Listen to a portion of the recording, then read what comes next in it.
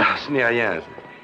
Vous savez, j'ai remarqué que lorsque vous arrivez à Londres en revenant de n'importe quelle capitale, tout vous paraît beaucoup plus calme. Les Londoniens sont polis et compétents. Les gens de cette ville, qui sont typiquement britanniques, sont prévenants, serviables et disciplinés. En fait, personne ici ne s'occupe de votre vie privée. Le voilà! Doucement, je vous en prie. S'il vous plaît. Silence, s'il vous plaît. Silence! Bien, merci. Est-ce que quelqu'un veut bien m'expliquer à quoi rime ce tapage? Quoi, vous ne savez pas, mais il fallait lire les journaux. Écoutez, Byron Austerlitz, l'éminent producteur de cinéma, projette de faire un film racontant la vraie histoire de la vie du célèbre Simon Templar.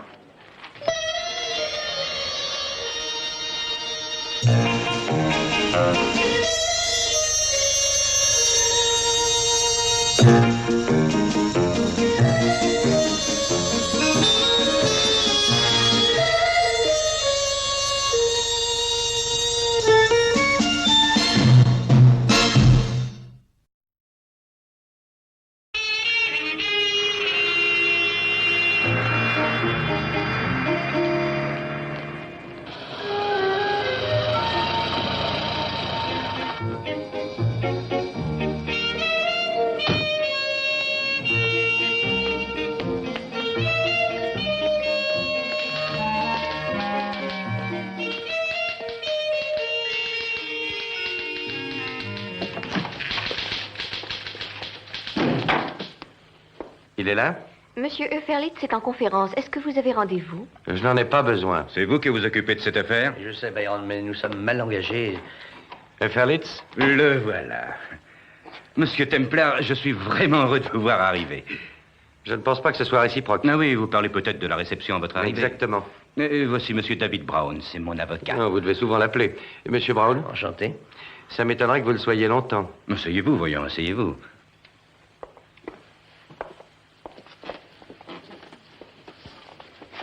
Monsieur Templar, ma parole d'honneur, je suis peut-être plus ennuyé que vous de cette manifestation prématurée des journalistes. Vous connaissez bien ces hommes, tout pour avoir une histoire. Je vous prie d'accepter mes excuses les plus sincères. Très bien. Monsieur Templar, j'ai fait de merveilleux projets. D'abord, une énorme campagne de publicité sur votre nom. Non, nous savons très bien que vous êtes très célèbre aujourd'hui. Mais la publicité n'a jamais fait de mal à personne. Parfaitement, et j'ai le meilleur agent de publicité de Londres. Monsieur Austerlitz, vous allez un peu trop vite. Nous devrions parler du contrat, vous ne pensez pas? Monsieur Templar, j'ai mon idée là-dessus depuis pas mal de temps. Nous l'avons tout d'abord appelé Salut à l'aventure, et je pensais le tourner avec Orlan Flynn. C'est un bon acteur. Oh, il vaut rien. Beaucoup de gens ont fait différents portraits de héros modernes, mais le mien sera le plus exact. Vous jouerez vous-même votre propre rôle dans l'histoire de Simon Templar, la Un vraie. véritable condensé de toutes vos aventures. David a préparé un projet de contrat. Jetez un coup d'œil. Un contrat? Eh bien, si c'est un contrat, quelle sera l'épaisseur du scénario? La plus importante clause vous accorde 1000 livres par semaine, plus 5% des bénéfices. Terme plutôt avantageux, non? Eh bien, je crois, messieurs, que je vais réfléchir et parcourir tout ça. Non, nous ferons toutes les concessions que vous voudrez, évidemment. Et vous n'avez pas parlé du scénario? Non, j'ai les plus merveilleux des scénaristes. Vic Lazaroff et Bob Kendricks. Ils ont fait un premier brouillon cette semaine. Je présume que j'aurai un droit de regard sur le scénario. Oh, mais évidemment. Peggy, voici Monsieur Simon Templar, ma secrétaire, Mademoiselle Varden. Bonjour. Mademoiselle? Occupez-vous de lui et emmenez-le voir, Vic et Bob. Entendu. Revenez quand vous leur aurez parlé, j'ai quelque chose de prévu pour ce Ne vous en soir. faites pas, ce film fera sûrement date. Et de belles recettes. À tout à l'heure. Byron, il faut que je vous prévienne, je ne crois pas que ça marchera. Ça marche toujours. Le genre de Templar est courant, il est un but de sa personne. Annoncez-lui un film reproduisant sa vie et il viendra pleurer devant votre porte. Il est probable que vous n'y arriveriez pas autrement. Qu'en savez-vous, il me trouve charmant. Alors, félicitations. Et à ce propos, que vouliez-vous dire par « nous ferons toutes les concessions que vous demanderez » Vous savez exactement ce que je veux dire. Nous ne ferons absolument rien. Mais Templar ne s'en apercevra pas. Depuis combien de temps faites-vous ce travail de fou? Environ 6 mois, Ah, et avant ça? dans un bureau de Brisbane. Vous arrivez d'Australie? Je suis venue à Londres découvrir la célébrité et la fortune. Et vous avez abouti chez Byron Austerlitz. Que pensez-vous de cet homme? Eh bien, mais je le trouve charmant. Vraiment? Je lui trouve aussi l'air fourbe et voleur. Il ne doit pas falloir lui faire confiance, n'est-ce pas? Attention, je suis sa secrétaire, ne l'oubliez pas.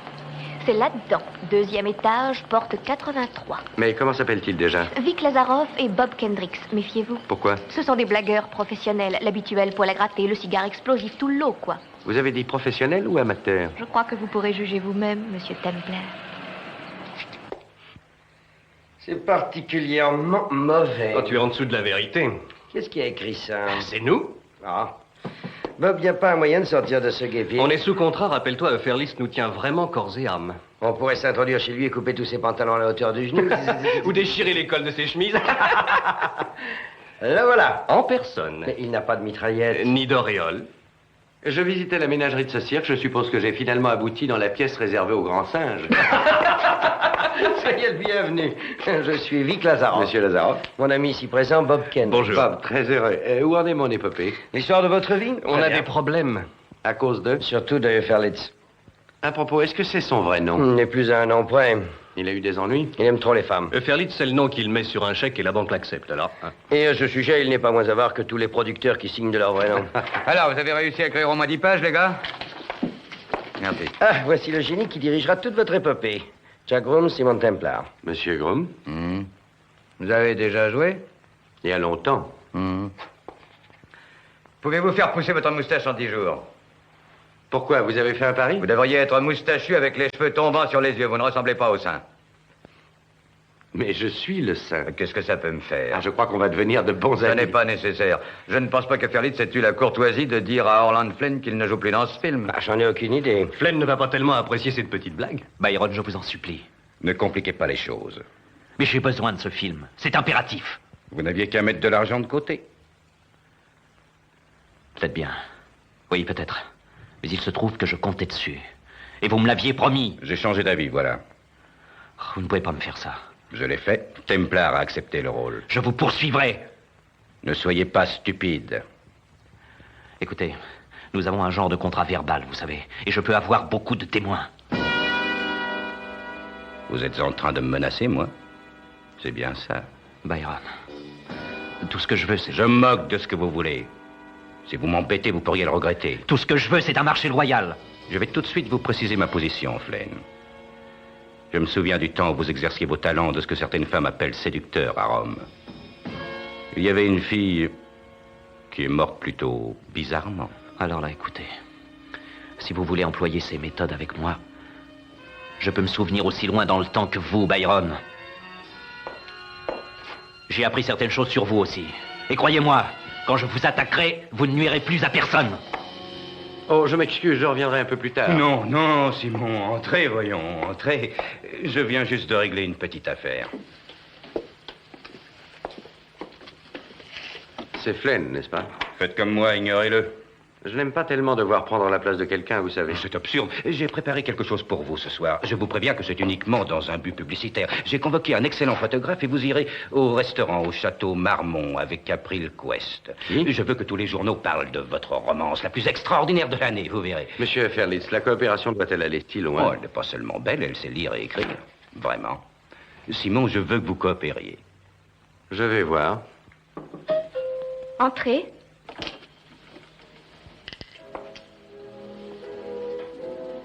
Bonjour, Monsieur Templar. Ah. Bonjour. Je croyais que je ne pourrais être prête. Le studio m'a envoyé 4 robes et il m'a fallu choisir, évidemment. Vous ne vous êtes pas trompé. Voulez-vous prendre un verre? Oh, laissez-moi faire. Martini? Oui, mais très sec. Bien sûr. Drôle de façon de faire connaissance. Je ne sais pas. Qu'est-ce que vous avez appris sur moi? Eh bien, voyons, vous vous appelez April Quest. Oh, mon certificat de naissance indique Agnès Quist. Quoi d'autre? Vous avez été élevé près d'Édimbourg. Votre père était un grand propriétaire. Oh, et vous jouiez de la cornemuse avant même de savoir marcher. Non. Oh, je suis bien née en Écosse, d'accord. Mais mon père n'était pas du tout propriétaire. Sinon, il ne serait pas écossais. Bon, avant de diriger nos éminentes personnes vers le château Marmont, parlez-moi un peu de vous. Très bien. À nous.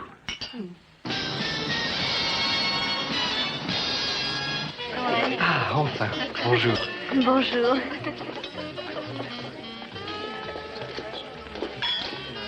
Merci, Georges. À votre service, monsieur Flynn. Vous savez ce que Ferlitz a dit de moi? Il a dit que j'étais mou. Mais c'est ridicule, monsieur Flynn, vous êtes excellent. Je suis fini, mon vieux Georges, fini. Oui. Dites pas ça. Les hommes comme Ferlitz emploient n'importe quel moyen pour arriver. C'est un métier pourri, voilà ce que c'est. Georges, aidez-moi, il faut que je détruise ce type. Bien sûr, monsieur Flynn. Excusez-moi. Bonsoir, monsieur, que désirez-vous prendre? Bonsoir, je crois que ce sera 2 martinis. Mademoiselle Quest? Merci bien.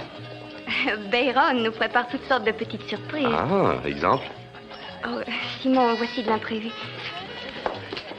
Eh bien, notre charmant petit oiseau me semble en excellente forme ce soir. Attention, mon chéri, le charmant petit oiseau peut te crever un œil. Vous n'avez pas encore tout vu, monsieur Templar. Attendez qu'elle vous sorte le grand jeu, vous verrez. Ça suffit, Flynn. Eh bien, April vous a certainement ébloui, pas vrai? Si vous aimez les putains...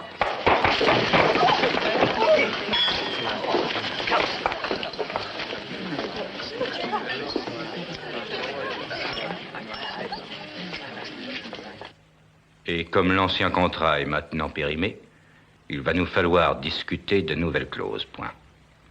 Je vous propose de nous rencontrer pour fixer leur nature. Sincèrement vôtre. Allez voir qui est là.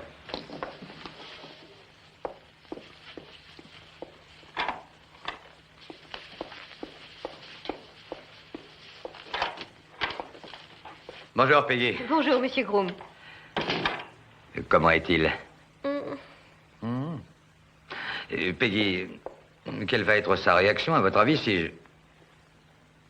Non, aucune importance. Mais qu'est-ce qu'il y a? Ah, rien. Mais Ah, Byron, je suis désolé de vous interrompre, j'aimerais vous parler. On a terminé. Peggy, vous taperez toutes ces choses demain dans la matinée. Je ne serai pas au studio avant 11 heures. bien, monsieur. Et merci d'être venu ce soir. Prenez un taxi aux frais de la compagnie. Merci. Bonne nuit. Bonsoir, Peggy. Bonne nuit. Bien, quel est votre problème, Jacques? Ah, je viens juste de passer la soirée avec le président des productions Liberty. Ce vieux Sid Mayo, comment va-t-il? Oh, très bien. Ils m'ont demandé de faire un film avec eux. Il y a un budget d'1 million de livres. Le plus grand film qu'ils ont produit. Mais vous avez un contrat avec moi. Oui, je sais, mais j'ai pensé que peut-être que vous me permettriez de le racheter.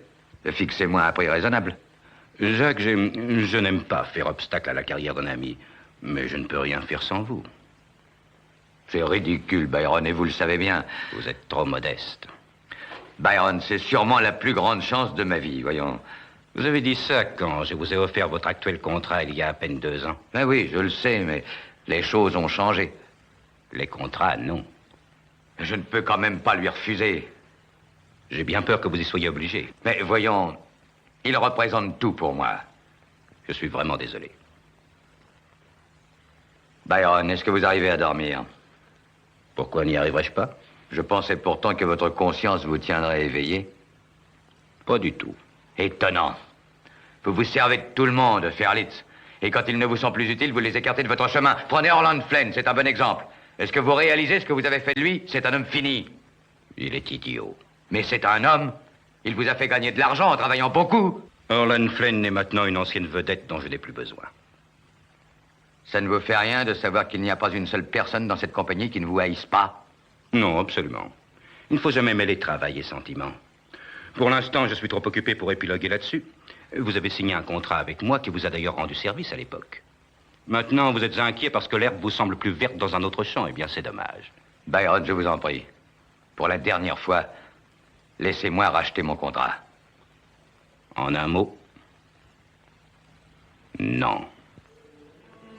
Je pensais bien qu'il n'y aurait pas d'arrangement à l'amiable. J'espérais pourtant ne pas en arriver à faire ça. Faire quoi?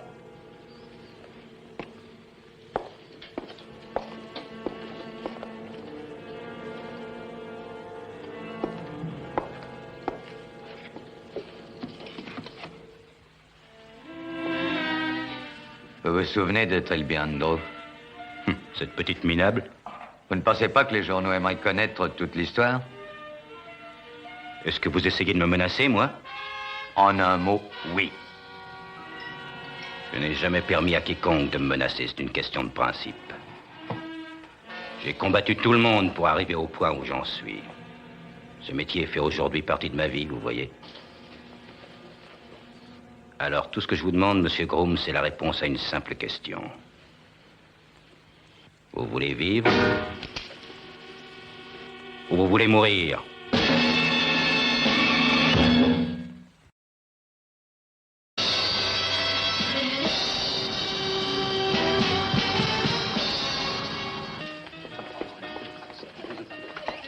Monsieur Templar, un message pour vous.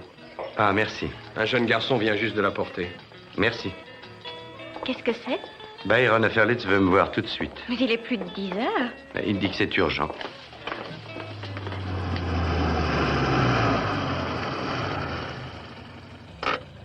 Vous ne pouvez pas entrer boire le dernier? Byron me demande. Moi aussi.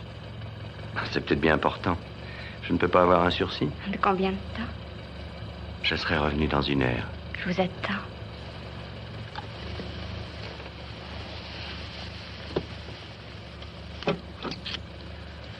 La porte est ouverte. Faites attention.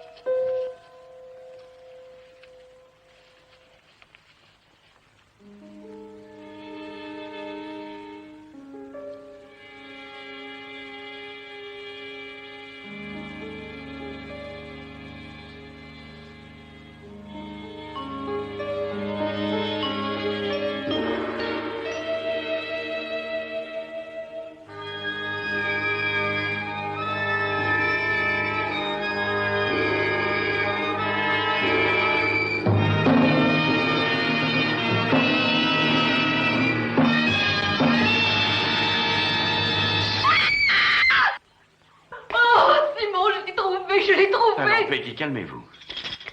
Allez, asseyez-vous. Racontez-moi ce qui s'est passé. Quand je vous ai entendu arriver, j'ai cru que c'était celui qui avait fait ça qui revenait. Commencez par le début.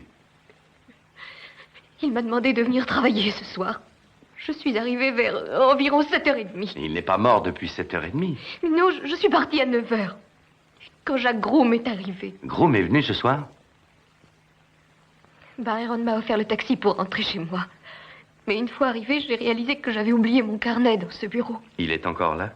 Oui.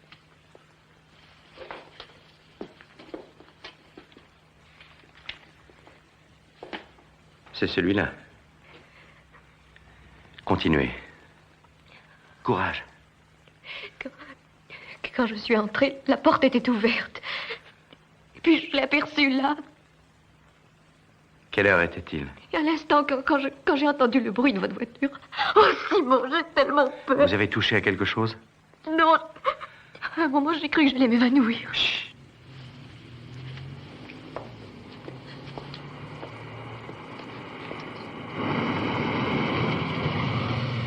Venez, sortons vite d'ici.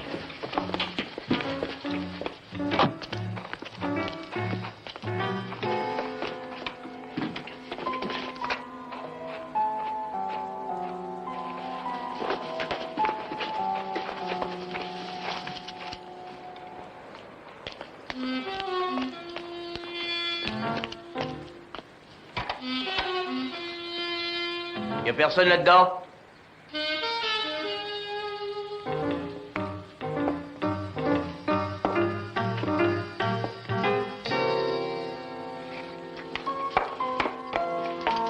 Sergent, venez voir ici vite. Il y a là un homme qui vient d'être tué.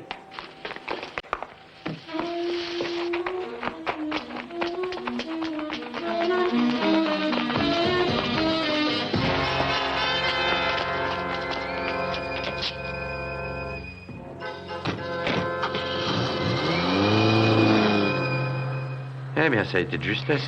Simon, pourquoi a-t-on fui? On n'avait rien à cacher, on aurait dû Peggy, rester. celui qui a tué Ferlitz voulait que la police me considère comme le coupable.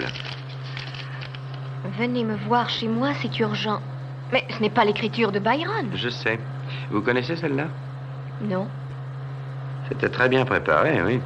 La police arrivait quelques secondes après moi. Peggy, vous avez remarqué la photo sur le bureau? Non, j'avais trop peur, vous savez. C'était signé Trilby quelque chose, ça ne vous rappelle rien?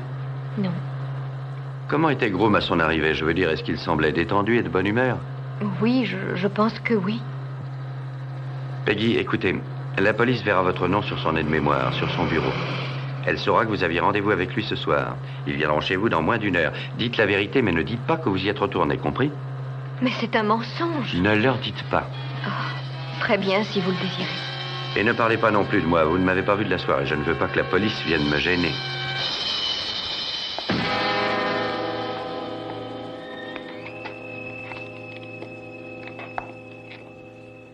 La balle a traversé entièrement la boîte crânienne et est sortie bien. juste sous la tempe, inspecteur. L'adresse. À quelle heure, à votre avis? Je pencherai pour entre 10 et 11 heures. Merci. Inspecteur, la fille s'appelle Peggy Warden. C'est sa secrétaire. J'ai trouvé l'adresse. Burns, Monsieur? allez la chercher, je vais l'interroger. Bien, monsieur. Alors, on s'est finalement décidé à la battre. Merci. On ne peut pas dire que vous soyez bouleversé. Bouleversé? Ah non, c'est la meilleure nouvelle depuis des années. Vous le haïssiez tellement? Comme des milliers de gens le haïssaient. Pourquoi? Eh bien, il était brutal. Il était vexant avec tout le monde. Y compris avec vous. Écoutez, Simon, je ne veux pas parler de Byron ce soir. April, est-ce que vous avez entendu parler d'une fille qui s'appellerait Trilby quelque chose? Trilby Andrew? Vous la connaissez? Non, je l'ai vue 1 ou 2 fois, c'est tout. C'est une actrice de petit rôle. Je ne l'ai pas vue par ici depuis des mois. Pourquoi? J'ai vu sa photo sur le bureau de Ferlitz.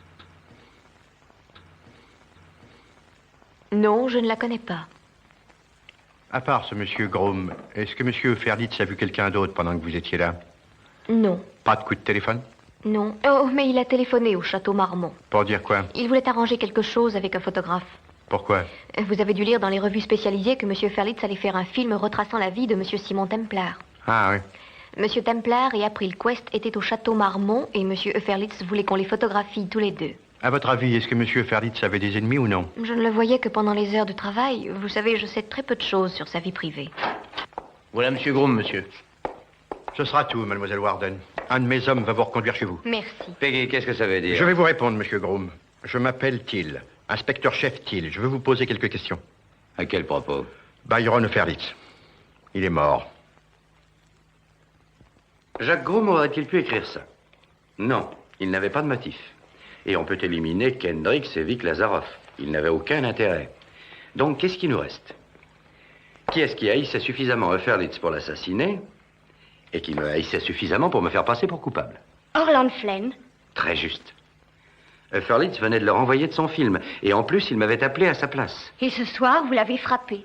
Et il savait où j'étais. Je connais Orland. Je sais qu'il était très bizarre, mais je ne peux pas croire Je vais que... vous dire ce qui s'est passé. Flynn quitte le château Marmont, il se précipite chez Ferlitz et l'assassine. Puis il demande au chauffeur du taxi de porter cette note. Et ensuite, il appelle la police. Eh bien, qu'en pensez-vous? Oh, Simon, je ne sais vraiment pas. Oui, on s'est querellé, je suis obligé de l'admettre. Querellé violemment?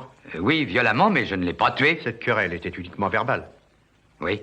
Rien de physique. Non. De quoi parliez-vous? On parlait de mon contrat. Plus précisément, monsieur Groom. Les productions Liberty m'ont demandé de mettre en scène leur prochain film. J'étais sous contrat avec Byron et j'étais venu pour le racheter. Et ce nouveau contrat vous rapportait une belle somme? Oui, Combien de plus que l'autre? beaucoup plus. Monsieur Groom, je veux des détails. Byron me donnait 5 000 livres par film. La Liberty m'en offrait 12 000. Ils sont généreux. Oui. Et que va devenir votre contrat maintenant que M. Ferlitz est mort? Ah, je ne sais pas. C'était un contrat personnel. Je ne sais pas. Il va me falloir consulter mon avocat pour l'apprendre. Il va vous falloir consulter votre avocat pour beaucoup d'autres choses. Non, écoutez, inspecteur, je n'ai pas tué Byron Ferlitz. Et le chauffeur de taxi vous dira qu'il vivait à mon départ. Monsieur Groom, faites-moi confiance. Nous allons étudier votre alibi très attentivement. Mais j'ai peur que nous soyons obligés de vous garder pendant la durée de l'enquête. Mais si vous trouvez ce chauffeur, vous verrez que je n'ai pas menti. Oh, nous le trouverons, ne vous inquiétez pas. Non, écoutez, inspecteur, presque tout le monde haïssait Byron Ferlitz. Pourquoi m'interroger, moi? Vous êtes le suspect.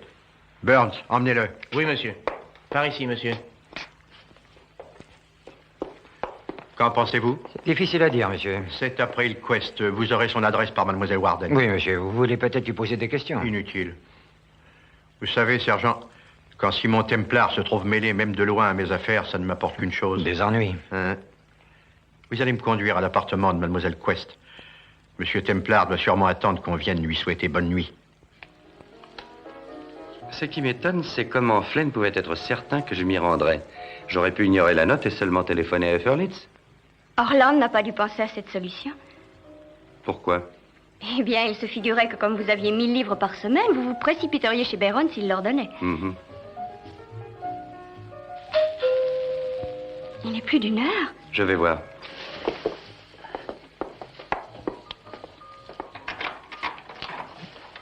Ah, le fin limier de Scotland Yard. Bonsoir, Templar. Claude. Oh, April, puis-je vous présenter un vieil ami à moi, inspecteur Claude Stachtil de Scotland Yard, April Quest. Enchanté. Bonjour. Vous ne prenez jamais le moindre repos? Je n'aurais pas pu dormir sans savoir ce que vous faisiez ce soir, Simon. Pourquoi? Est-ce que quelqu'un a dévalisé la Banque d'Angleterre? Où étiez-vous ce soir? J'ai passé la soirée au Château Marmont avec mademoiselle Quest. Monsieur Templar ne vous a pas quitté de la soirée? Je ne suis pas habituée à ce qu'un homme me quitte avant la fin de la soirée. Il vous a raccompagné? Il me raccompagne toujours, tous. Et il n'a pas bougé depuis votre arrivée? C'est ça. Pourquoi toutes ces questions? Parce que je m'intéresse à vous. Je suis profondément touché. J'en suis sûr. Bien, je vais me coucher. Inspecteur, vous prendrez bien quelque chose? Oh non, merci. Bonsoir, Templar. Bonsoir, Claude. Dormez bien. J'y vais. De ce pas.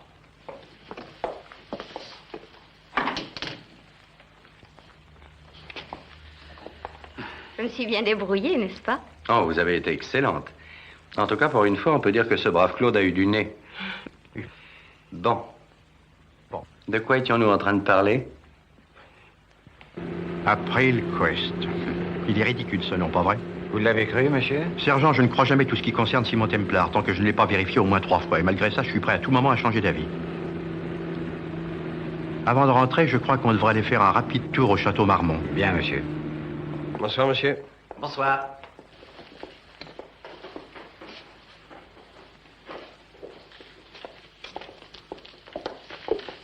Je suis désolé, monsieur, nous fermons. J'appartiens à Scotland Yard. Est-ce que le patron est là? Non, monsieur, il est rentré se coucher comme tout le monde. Vous étiez là toute la soirée? Oui, monsieur. Est-ce que Simon Templar a mangé ici ce soir? Oui, monsieur, pas seul. Avec qui? Mademoiselle Quest. Il est parti à quelle heure? 10h32, monsieur. Vous êtes très précis, hein? C'est à cause d'une note. D'une note? Quelle note? J'ai remis une note à monsieur Templar et... j'ai regardé la pendule. Vous savez ce qu'il y avait décrit? Eh bien, oui, j'ai jeté un coup d'œil. Et? C'était de Byron Ferlitz, le producteur. Ah. Qu'est-ce qu'elle disait? Elle disait que monsieur Templar devrait aller chez monsieur Ferlitz immédiatement. C'était urgent. Ah. Demain matin, monsieur Templar aura sûrement beaucoup d'explications à nous donner.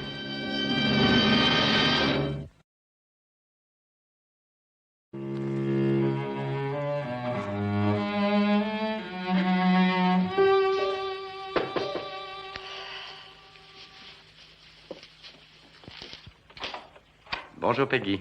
Bonjour, Simon. Comment allez-vous? Oh, ça va, mais je n'ai pas très bien dormi. Asseyez-vous. Il ne vous a pas trop fait souffrir? Pas trop, non. Il a plutôt été gentil. J'ai fait ce que vous m'avez demandé. Je n'ai pas parlé de vous et je n'ai pas dit que j'étais retournée voir Byron. Parfait. Simon, je n'aime pas ça. Dès qu'on commence à mentir à la police, tout peut arriver. Supposons que l'inspecteur Till me demande... Peggy, du calme. Ah, très bien. Oh, pendant que j'y pense, David Brown a appelé. Qui? Ah, l'avocat? Oui, il veut que toutes les personnes qui avaient passé un contrat personnel avec Byron se présentent à son bureau à 3h cet après-midi. Tous les suspects sous le même toit. Excepté un. La police a arrêté Jacques Groom. Ce n'est pas lui, Simon. Il n'aurait pas pu. Et vous êtes certain que c'est l'homme que vous avez conduit chez Monsieur Auferlitz hier soir? Ah oui, absolument, monsieur. Vous pouvez vous rappeler l'heure? Oui, environ 9h moins 5. Il vous a dit d'attendre? C'est vrai, et je l'ai fait. Combien de temps? Oh, à peu près 20 minutes. Ensuite? Eh bien, cet homme est sorti avec l'homme qui se trouve à la morgue en ce moment. Auferlitz? Oui, c'est ça. Ils discutaient, ils parlaient fort. Et l'autre monsieur a dit à monsieur Groom d'aller au diable et qu'il continuerait à travailler pour lui. Vous avez bien vu ces deux hommes, vous en êtes sûr? Ah oui. Et ensuite? Eh bien, monsieur Groom m'a demandé de le conduire rue du Quai à Kensington. Très bien, Black, merci. Vous pouvez disposer. Alors, au plaisir, inspecteur. Merci infiniment, monsieur. Ah, mais je vous en prie, monsieur, à votre service. Groom, je m'excuse de vous avoir créé des ennuis. Vous êtes satisfait maintenant que mon alibi a été vérifié? Oui. Vous êtes libre, vous pouvez partir. Merci.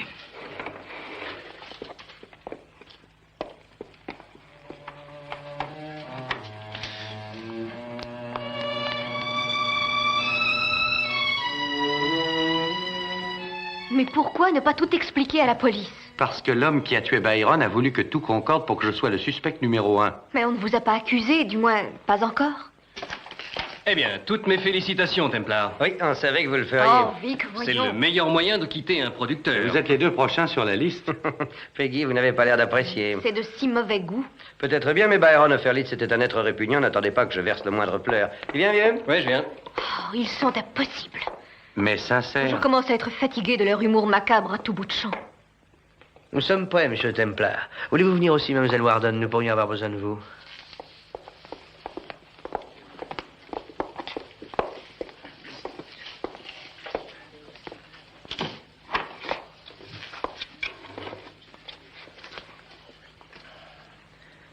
Je ne vous commenterai pas mon point de vue sur cette tragédie. Vous êtes tous anxieux de savoir ce que la mort de Byron vous apporte. Cela va être très vite réglé. Vos contrats avec Byron étaient tous personnels. Théoriquement, vous devriez être maintenant lié avec ses héritiers. Qu'est-ce qui hérite d'April, c'est tout ce qui m'intéresse. Monsieur Lazarov, vous pouvez nous dispenser de votre humour. Désolé. Monsieur Auferlitz n'a pas d'héritier. Par conséquent, légalement, vous êtes libre. Je vous le confirmerai dès que le testament de Byron sera validé. Vos salaires vous seront versés en comprenant la journée d'hier. C'est la date où toutes les obligations que vous deviez remplir envers Byron ont pris fin. La seule difficulté concerne Monsieur Templar. Qui n'est ni d'un côté ni de l'autre. Vous et Byron veniez juste de signer un contrat. En tant qu'exécuteur testamentaire, je vous offre 1000 livres, le salaire d'une semaine, pour solde de tout compte. Est-ce que ça vous convient? Mais parfaitement, oui. Très bien. Il va falloir environ une semaine avant de régler vos comptes, mais je vais m'en occuper le plus vite possible. Je crois que c'est tout. À moins qu'il y ait des questions. J'ai une question. Oui, monsieur Templar? Qui sait quelque chose sur Trilby Andrew? Ne mêlez pas le nom de Trilby à ça. Elle a assez souffert.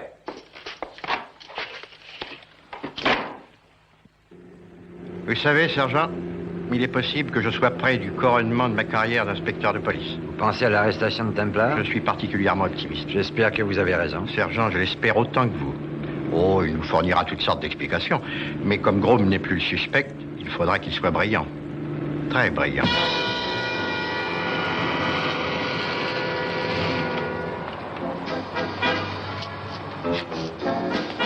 Je ne comprends pas. Pourquoi est-ce que personne ne veut me parler de Trilby Andrew? Je ne sais pas. Elle est la clé de tout ce mystère. Pourquoi ça? Eh bien, je ne peux l'affirmer, mais il y a un rapport. Pourquoi y avait-il sa photographie sur le bureau de Byron quand on l'a tué? Pourquoi Jacques Groom part-il en tempêtant quand je mentionne son nom? Oh, Claude, comment allez-vous? Je dois dire que je n'ai jamais été aussi bien de ma vie. Je suis content pour vous. Quel est le motif de cette joie? Il est plus que probable que vous soyez formellement accusé d'avoir tué M. Byron Auferlitz. Ah, eh bien, ou vous plaisantez ou on vous a prié de trouver n'importe qui. Vous avez reçu un mot d'Auferlitz l'autre nuit. C'est vrai? Oui, c'est vrai. On vous l'a remis au château Marmont à exactement 10h32. Il vous disait de venir le voir tout de suite. Dites-moi, Claude, vous avez énormément travaillé, hein? À 10h40, Auferlitz appelait mon poste de police. Il disait qu'il avait vu quelqu'un rôder autour de sa maison.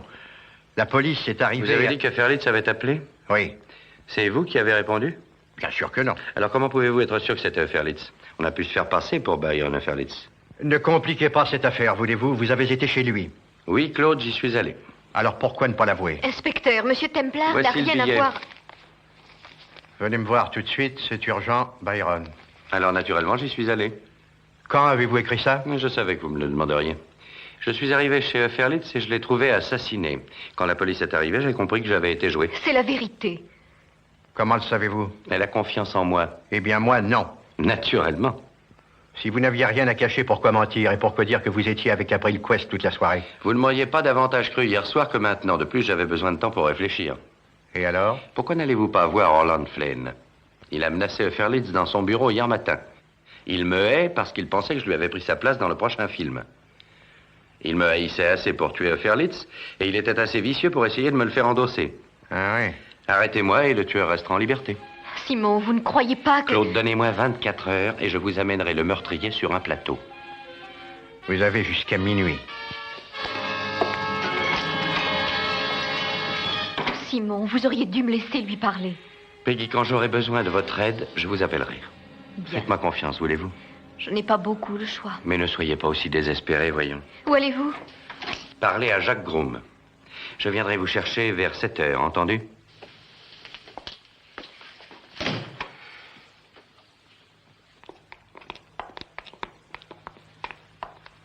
Jacques, j'aimerais vous parler. Nous n'avons rien à nous dire. Non, ce n'est pas ce que je pense. Eh bien, moi, c'est mon avis. Vous connaissez une pièce où nous serions tranquilles? Pourquoi? Vous voulez sans doute parler de Trilby, c'est bien ça? Oui. Oui, eh bien, je suis désolé. Écoutez, Jacques, je viens juste d'échapper à une arrestation. Et vous avez été retenu toute la nuit. Bonjour, Harry. Et aucun de nous deux n'a quelque chose à voir dans ce meurtre. Vous ne trouvez pas qu'on devrait coopérer? Écoutez, Templar, ça ne m'intéresse pas. Ils m'ont relâché et je me moque de ce qui peut vous arriver.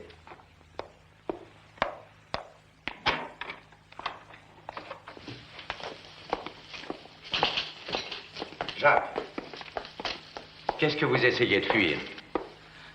Mais rien. Voyons. C'est Trilby Andrew? Oui. Qui est-ce? Elle n'est plus de ce monde. Elle est morte. Oh. Elle avait tout, vous voyez. Beauté, talent, enfin tout. Et vous deviez l'aimer, pas vrai? Nous allions nous marier. Et alors? Je l'ai présenté à Byron. Ensuite? Il est arrivé ce qui arrive toujours. Une belle débutante rencontre un célèbre producteur, il lui promet monts et merveilles, et avant que je le sache... Il l'a éloigné de vous, c'est bien ça? Et moi, j'étais très jaloux. On s'est querellé. Elle a refusé de me parler, et même de me revoir. Et puis, une nuit, elle a pris 4 tubes de somnifères. Pourquoi? Ouais, qui sait? Solitude, amertume, les habituelles raisons, je suppose. Je ne peux malheureusement pas le savoir. Je l'avais offerte à cette Ferlitz, et il l'avait détruite. Est-ce que vous avez parlé d'elle avec Byron? Ah oui, hier soir. Et? Il l'a appelée petite minable. Et puis il s'est mis à rire. Il trouvait ça très drôle. Et maintenant, il est mort? Oui.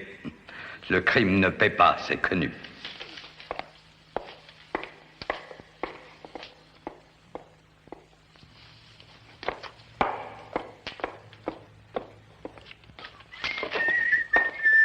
Je me sens gagné par une de ces soifs. Elle m'a déjà battu depuis longtemps. Oh, il a l'ouïe très fine. On déménage? Oui, les rois s'en couronnent des meilleurs films mondiaux pour leur grande entrée. Ça veut dire? Ça veut dire que Groom nous emmène avec lui aux productions Liberty. Nous allons écrire aujourd'hui et non pas demain pour lui. C'est définitif? Oui, tout est prêt. Même le contrat que nous signerons demain matin. Si on peut encore tenir un crayon. Je sais que vous formez une fine équipe de plaisantins, mais vouloir me faire endosser le meurtre de Byron, c'est aller un peu loin. C'est vous qui avez écrit le mot, n'est-ce pas? Puis vous avez appelé la police, vous avez parlé d'un quelconque rôdeur pour qu'elle me trouve dans la maison avec Byron. Non, non, ce n'est pas vrai. Il vaut mieux lui dire, Vic. Templar, ça devait être une bonne blague. Je suis prêt à rire, messieurs. Oh, parce que nous avions du mal à écrire un scénario comique, on a cherché de l'imprévu. Alors on a écrit le mot. Et on a appelé la police. Je ne parviens pas à rire. Templar, on pensait que si la grande vedette était surprise rôdant autour de la villa du producteur... Oui, ça aurait fait une bonne publicité gratuite. Et vous auriez été immédiatement lancé. Vous êtes de vrais rigolos. Écoutez, Templar, ma parole d'honneur, on ne savait pas que cette Ferlitz serait mort, et ça a été une horrible coïncidence. Et on a toujours fait ce genre de choses. Oui, comme la fois où on envoyait une carte au Premier ministre d'Espagne. Oui, elle disait, chérie, je t'aime toujours, Boula. Ah, on imaginait la tête du Premier ministre essayant d'expliquer à sa chère femme. Et vos soi-disant plaisanteries vont toujours aussi loin, les gars? Mais enfin, Templar, on ne vous aurait pas laissé accuser. Mais on n'avait encore rien osé dire à la police, parce qu'on était... On avait honte. Ah. Mais il ne vous est rien arrivé de fâcheux, pourtant. Pas vrai? Non. Eh bien, messieurs, personne ne pourra dire que Simon Templar n'a pas le sens de l'humour. Il ne l'a pas, tu sais.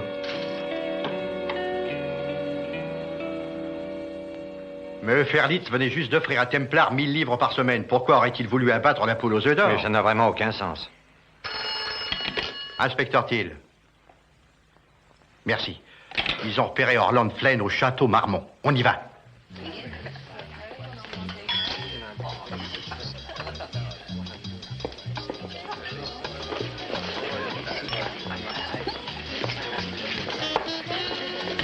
Bonsoir, monsieur Templar. Bonsoir, Georges. Que prendrez-vous? Whisky soda, s'il vous plaît. Mettez-en 2. Oui, monsieur? Il y a Orland Flynn à côté de nous. Excusez-moi un moment. Ah, Simon, ne vous battez pas avec lui, s'il vous plaît. Je n'ai l'intention de me battre avec personne. On peut discuter? Tiens, le célèbre Simon Templar. Flynn, j'aimerais vous Vous allez dire... devenir une grande vedette. Votre nom va bientôt briller. Non, plus maintenant, je crois. Ça vous arrange? Vous avez pris mon rôle. Depuis que le film ne sera pas tourné, je crois que ça n'a plus aucune importance. Si, ça a de l'importance. Vous m'avez joué un très vilain tour. Flynn, je crois qu'il faut que nous mettions quelque chose au point. Vous étiez renvoyé bien avant que Byron discute quoi que ce soit avec moi. Et vous le savez bien. Ouais, je crois que c'est vrai. Écoutez, je voudrais m'excuser pour l'autre soir. Je ne voulais pas insulter cette pauvre April. Ça n'est rien. Alors sans rancune? Non. On se la serre? Vous êtes très chic. Merci. Maintenant, vous voulez bien me dire ce que vous savez de Trilby Andrew? Trilby? C'était une gentille fille. Très jolie, d'ailleurs. La reine de la compagnie. Elle est vraiment très jolie. Je l'ai connue en Australie pendant le tournage d'un film. Je l'ai même sortie plusieurs fois à Londres et on Flynn, je voudrais vous poser quelques questions. Tiens, Claude, ça me fait plaisir de vous voir. J'ai obtenu quelques éclaircissements. Je parlais à Monsieur Flynn, pas à vous. Oh, voici l'inspecteur Thiel. Et je sais me présenter tout seul, merci. Thiel de Scotland Yard, qu'est-ce qu'il y a? J'ai quelques questions à vous poser sur le meurtre de Byron Ferlitz. Garçon! Claude, si vous voulez bien m'écouter... Vous, occupez-vous de vos affaires. Oui, monsieur? Je suis l'inspecteur Thiel. Où pourrais-je parler à cet homme en particulier? Eh bien, dans le bureau du directeur, par ici. Allez. Attendez, allez! Et ne vous mêlez pas de ça, Templar.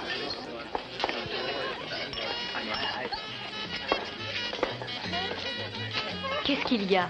Notre ami Claude Eustache est sur le point de faire une fois encore une de ses célèbres erreurs. Et vous avez menacé Ferlitz. Oui, mais je ne l'ai pas tué. tué. Et vous haïssiez Templar suffisamment pour essayer de le faire passer pour le meurtrier. Ce n'est pas Est-ce que vrai. Ferlitz vous a chassé? Oui, mais et engagé Templar à votre Oui, place? mais... Est-ce que Templar vous a frappé hier Oui, soir? mais je l'avais mérité. Mais vous avez cherché une revanche, n'est-ce pas? Alors vous avez tué Ferlitz, puis envoyé ce mot à Templar pour qu'il soit accusé du meurtre. Mais qu'est-ce qu'il y a? Vous essayez de me faire passer pour coupable. Monsieur Flynn, je dois vous emmener au quartier général. Ah non, pas du tout!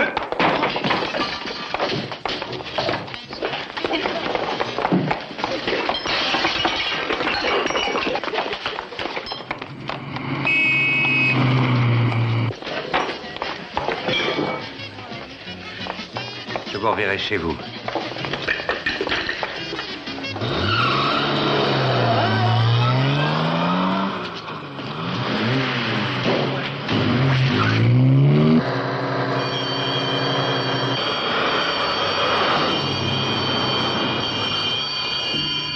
Claude, vous avez tort. Ça m'étonnerait. Flynn n'a pas tué Ferlitz. Alors pourquoi s'enfuit-il?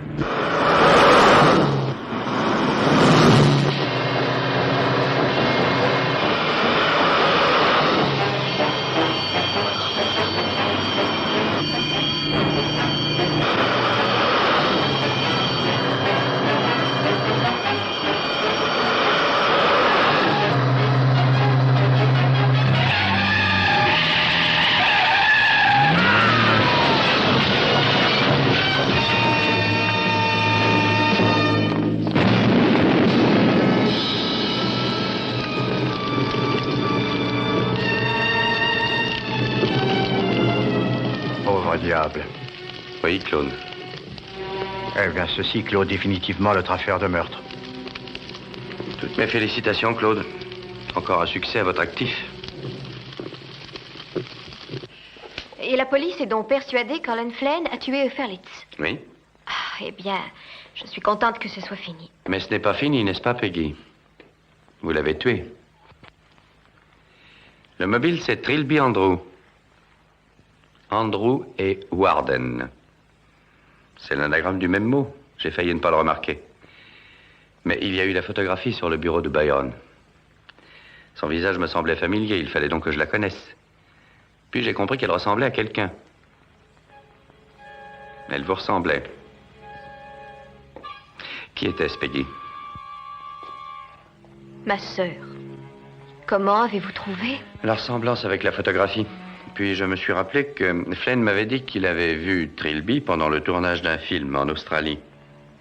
Vous m'aviez dit arriver d'Australie. Vous me racontez la suite? Trilby était ma sœur cadette. Elle était merveilleusement belle et elle a fait la connaissance de Flynn pendant le tournage en Australie. Elle a été emballée par le cinéma. Elle a décidé de venir à Londres. Elle a économisé et elle est vraiment partie. Elle m'écrivait régulièrement, mais les lettres ont cessé d'arriver. Elle était morte. Je ne pouvais pas le croire. J'ai pris l'avion pour venir voir ce qui s'était passé et pourquoi ma sœur était morte. J'ai pu obtenir un petit travail chez Byron et Ferlitz. Et j'ai découvert qu'il était le responsable. De quoi? Elle allait avoir un enfant. Son enfant. Je suis désolé. Et hier soir? Je suis partie, puis je suis revenue. J'ai prétendu que je l'aimais. Je lui ai servi quelques verres. Il m'a dit que mon visage lui rappelait une femme. Alors je lui ai demandé si ce n'était pas la fille sur la photo. Je l'ai fait parler de ma petite sœur. Il a absolument tout admis et il s'est mis à rire. J'ai aperçu l'arme dans le tiroir de son bureau. Alors je l'ai tué. Et maintenant? Je ne sais pas. Peggy, la police croit qu'elle a le meurtrier. Orland Flynn. Et il est mort, donc l'affaire est classée. Vous êtes d'accord?